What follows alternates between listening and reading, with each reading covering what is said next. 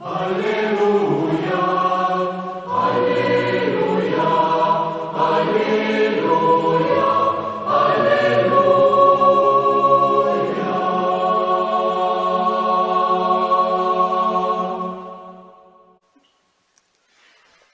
imenu Očeta in Sina in Svetega Duha. Milost našega Gospoda Jezusa Kristusa, ljubezen Boga Očeta in občestvo Svetega Duha z vami vsemi.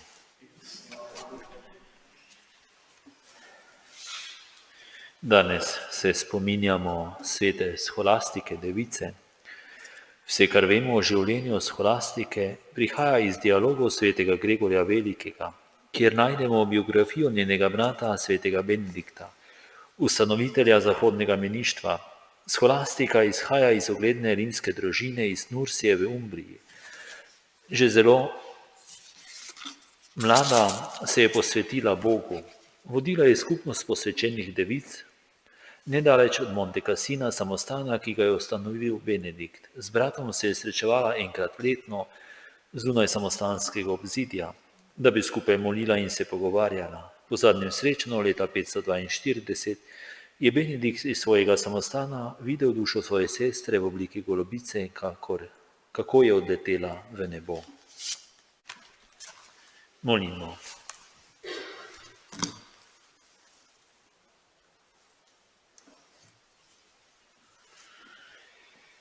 Nebeški Oče, slavimo denagod svete Scholastike. Naj ti po njenem zgledu služimo s čisto ljubeznijo, da bomo uživali sadove tvoje dobrote.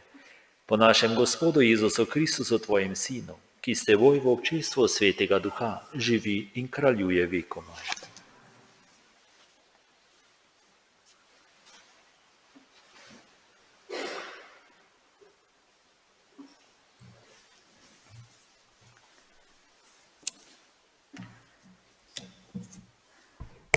Berilo iz prvega pisma apostola Pavla Korinčanom. Bratje in sestre, hrepenite po večjih darovih, hočem pa vam pokazati še odličnejšo pot. Ko bi človeške in angelske jezike govoril, ljubezni pa bi ne imel, sem brneč bron ali zveneče cimbale. In ko bi imel preroštvo in bi poznal vse skrivnosti, ter imel vso vednost, in ko bi imel vso vero, tako da bi gore prestavljal, ljubezni pa bi ne imel, nisem nič. In ko bi razdal v živež vse svoje imetje, in ko bi dal svoje telo, da bi zgorel, ljubezni pa bi ne imel, mi nič ne koristi. Ljubezen je potrpežljiva, je dobrotljiva. Ljubezen ni nevoščljiva, se ne ponaša, se ne napihuje, ni preširna, ne išče svojega. Se ne da razdražiti, ne misli hudega.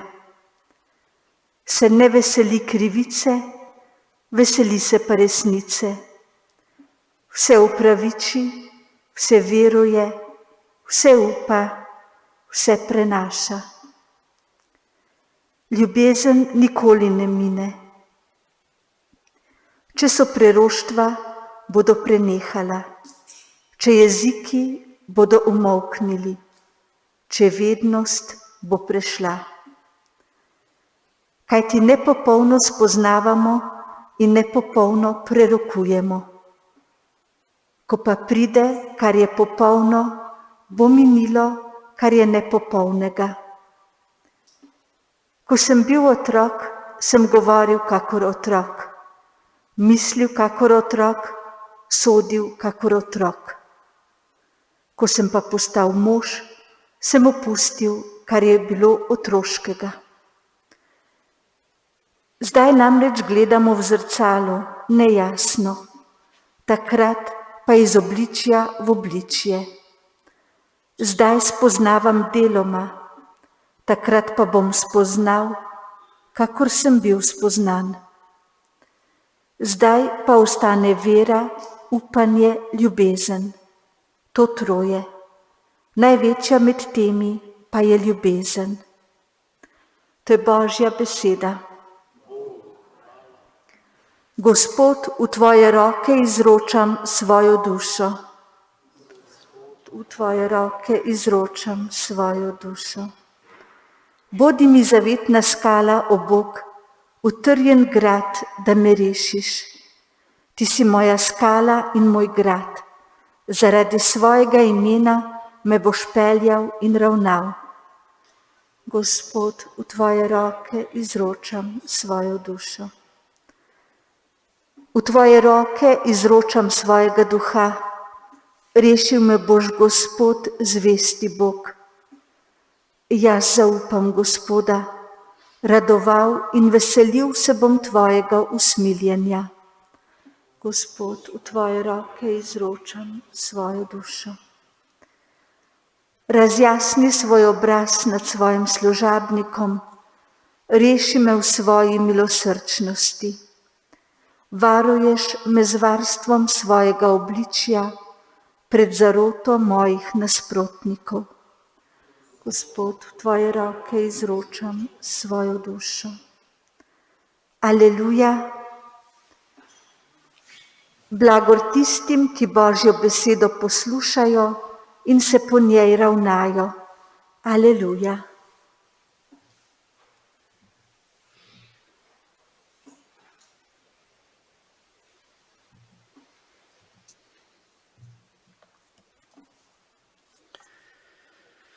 Gospod z vami. Iz svetega Evangelija po Mateju.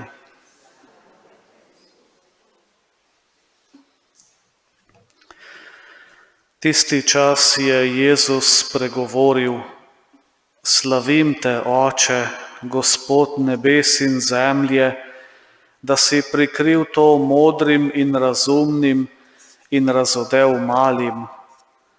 Da, Oče, kajti tako ti je bilo všeč. Vse mi je izročil moj Oče in nihče ne pozna Sina, kakor le Oče, in nihče ne pozna Očeta, kakor le Sin, in komur hoče Sin razodeti.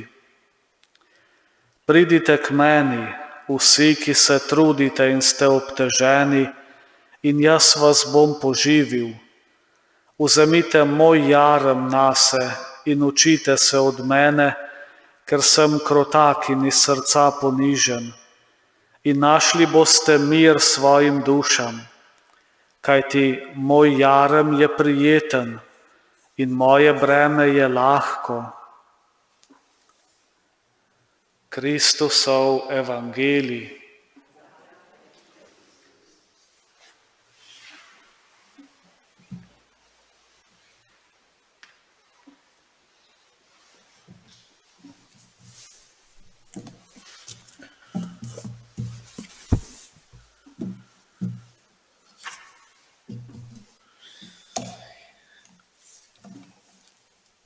Bom prebral, kar je napisal Silvester Čuk v Svetniku za vsak dan o sveti Scholastiki.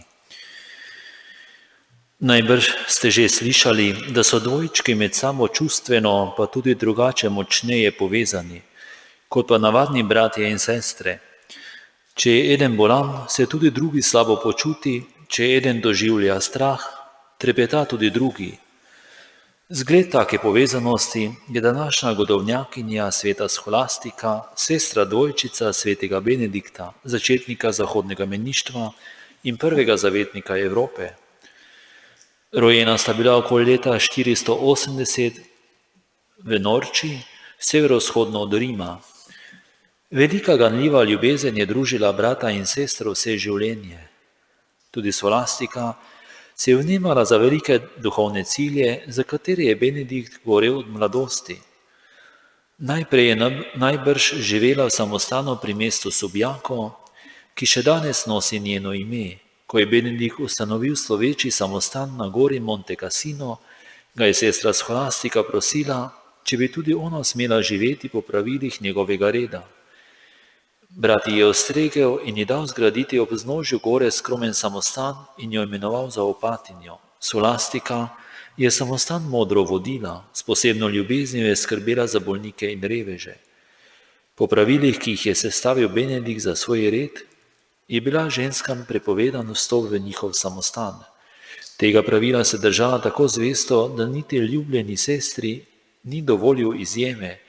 Enkrat na leto sta se shajala na praznik v eni izmed hiš blizu samostana. Dan sta prebila v duhovnem pogovoru in molitvi. Njuno zadnje srečanje je opisal papež Gregor Veliki v svojem življenjepisu svetega Benedikta. Ko je dospela, je prišel k njej brat v družbi svojih učencev. Ves dan sta hvalila Boga in se pogovarjala o svetih rečeh. Ko se je zvečerilo, sta zaužila skromen obed. Potem je sestra prosila brata, naj ne hodi proč, temveč naj ostane v duhovnem pogovoru do jutra. Benedikt jo je odločno zavrnil. Tedaj je scholastika sklenila roke in se v zaupni molitvi obrnila k Bogu. Komaj je pogledala kvišku, je začelo tako strašno grmeti in se bliskati in nastal je tak naliv, da sveti mož z brati ni mogel izpod strehe. Sveti Benedikt je sprevidel, da se v takem neurju ne more vrniti v samostan. Ves žalosten je dejal: Vsemogočni Bog naj ti odpusti, sestra, kaj si mi naredila?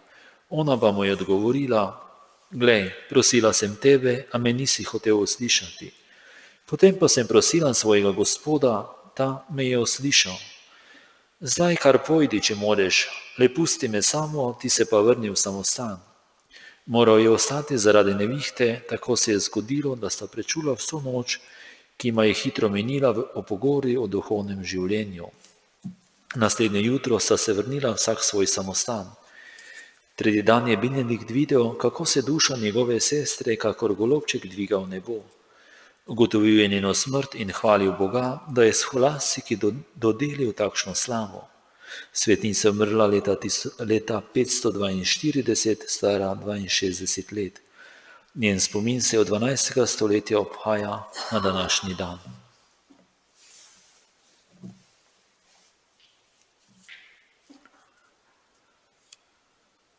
Sveto scholastiko upodabljajo kot opatinjo v črni redovni obleki s knjigo redovnih pravil in z golobom, včasih tudi pri zadnjem srečanju s Benediktom.